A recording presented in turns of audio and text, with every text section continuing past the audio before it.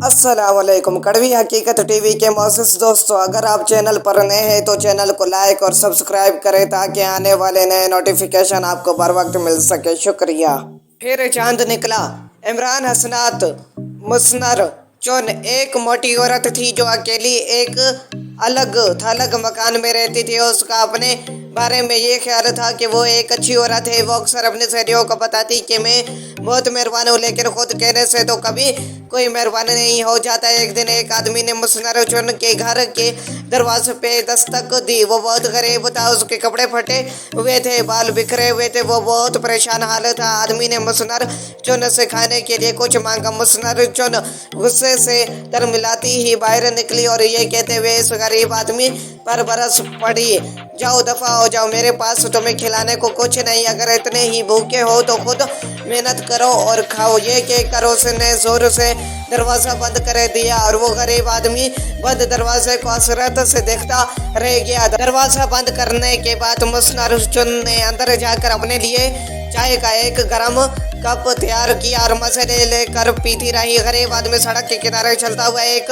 दूसरे मकान पर पहुंचे जहां मुसनर टंग रहती थी। जो ही मुसनर टंग की नजर इस गरीब आदमी पर पड़ी, वो उसकी हालत देखकर परेशान हो गई। मुसनर टंग ने उसे अपने पास बुलाया और कहा, तुम थके हुए दिखाई देते हो और तुम्हें सर्दी भी लग रही है, आओ अंदर आ जाओ और यहाँ बैठ जाओ। अगर जे मेरे पास कोई चाय वगैरह नहीं है, लेकिन तुम परेशान ना हो, मेरे पास एक रोटी और 3 खूबसूरत सेब है। एक सेब मैं खा लेती हूँ और 2 तुम खा लो। वो आदमी इस औरत के घर के अंदर गया और बैठ गया। थोड़ी देर तक उन दोनों ने बातें की। फिर मुसनर टंग और उस आदमी ने मिलकर रोटी और सेब खाए।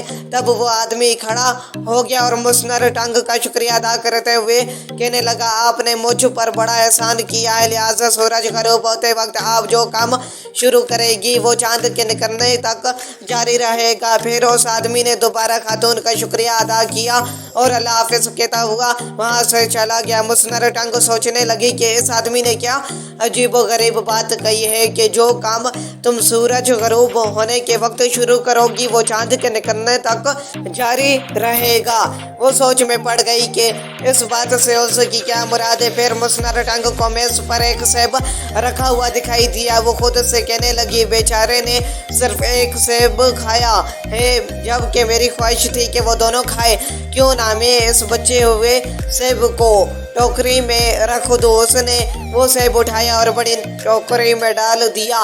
फिर उसने मुड़कर देखा तो एक और खूबसूरत सा सेब मेज पर रखा हुआ दिखाई दिया। ये तो बड़ी अजीब बात है, मैंने टोकरी में सेब डाल दिया था, मगर ये फिर कहाँ से आ गया। उसने वो सेब उठाकर फिर टोकरी में डाल दिया और मुतमईन हो गई, मगर उसकी हैरत की ध्यान आ रही जब उसे मेज पर एक और सेब रखा नजर आया। जब वो सेब टोकरी में डालती तो उसे मेज पर एक और मिल जाता।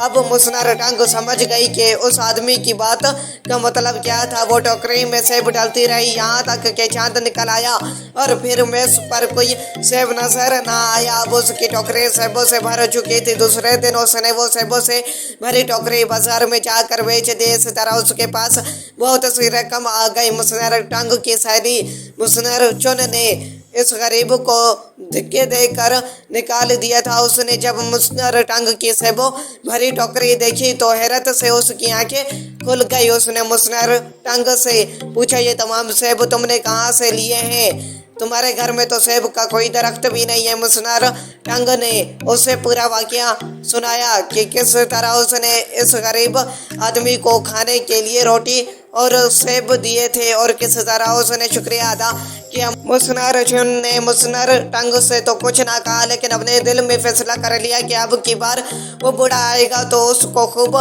खिलाऊंगी, खूब पिलाऊंगी। अगले दिन वो बूढ़ा दोबारा आया। मुसनर चुन उसको देखकर खुशी से फूली ना समाई। उसने बूढ़े आदमी से दरख्वास्त की, मेहरबानी करके मेरे घर के अंदर आए, मैं आपकी खातिर मदारात करूंगी। बूढ़ा घर के अंदर आ गया। मुसनर चुन ने उसे पीने के लिए चाय और खाने के लिए बहुत से केक दिए। बूढ़े आदमी ने बहुत से केक खाए और बहुत सी चाय पी।